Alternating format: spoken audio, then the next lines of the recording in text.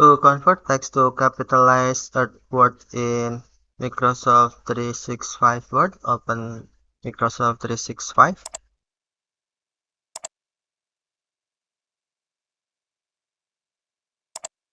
and then open your Word document,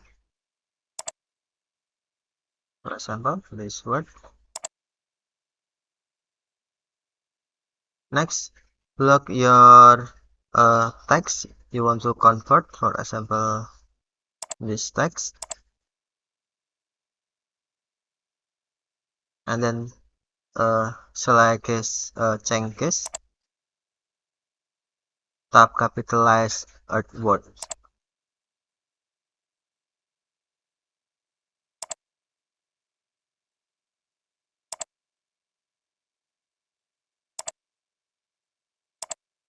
Okay, thank you for watching.